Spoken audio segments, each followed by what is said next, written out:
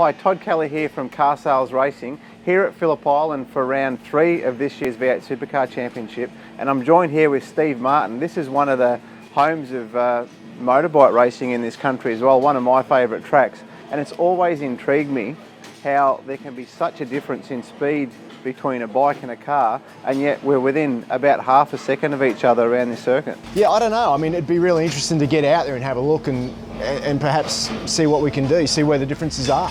Well, seeing though you're here, can we go for a walk around the track and maybe talk about a few corners and see what the differences are? Well, if we're talking motorbikes, mate, you're not in the right gear. Follow me, I've got something for you to make you look the part. Really? Yeah, mate, come with me.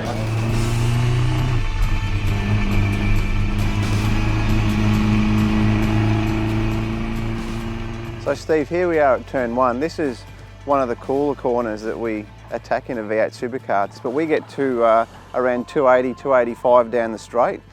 A very light brake, down one gear, and then we really need to wait for the front of the car, so especially the outside front tyre to wash, then back on the gas and just work the oversteer out to the exit curb and head on down to turn 2. On the superbike, we don't have as much time to wait down the chute because we've got a much higher top speed than the V8 supercars, believe it or not. We're over 300, probably about 320 k's an hour, but the bumps are the main thing that worry us through turn 1 here. It's quite bumpy on the inside, back a couple of gears and hard on the gas on the way out, transfers the weight to the back and we drive towards turn 2.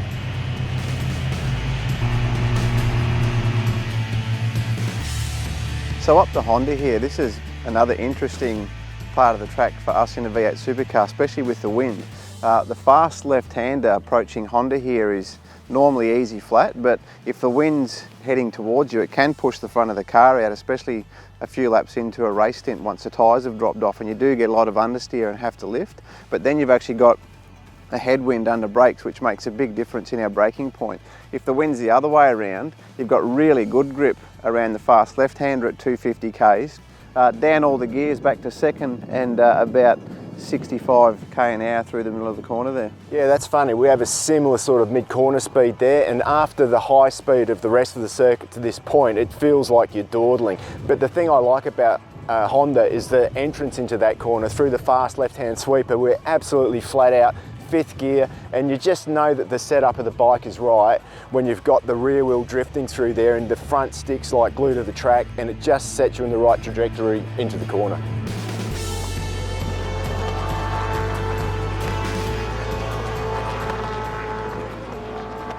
So for us, at around 245 k an hour up to Lukey Heights here, it's one of those corners that are a little bit daunting because you know there's a wall there and you can't even see the track. I'm sure it's the same on a bike. It's really easy in our cars to lock that left front tyre as you brake into Lukey Heights, 245 k an hour down to around 150 k an hour over the crest here, and our cars tend to move around and have a reasonable oversteer just before you want to get on the brakes, and then they do not like to stop into here. Obviously downhill, and as you start to turn the wheel down to around 70 k an hour in the middle of MG there, it does start to want to grab that front and understeer as well.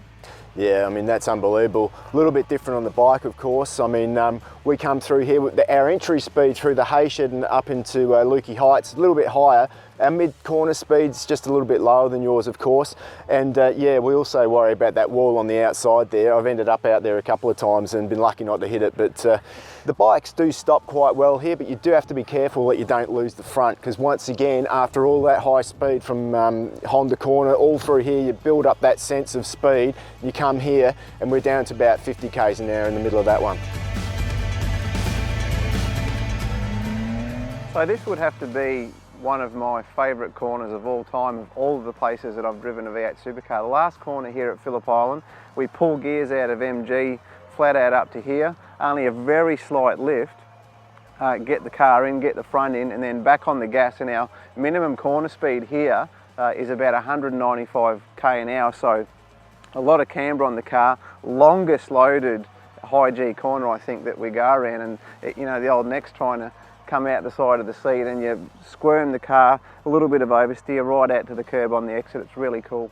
There's a couple of different lines for us on the bike here. We've got, we can take it down the inside on the tight or hang out wide. Hanging out wide is the fastest way to get the best top speed down the chute. But if you're on the last lap, you can make a desperate dive up the inside and do a block pass on your competitor and hopefully get across the line first. But just because you get to this point first doesn't mean you're going to win the race on the bike, because there's still a slipstream down the straight.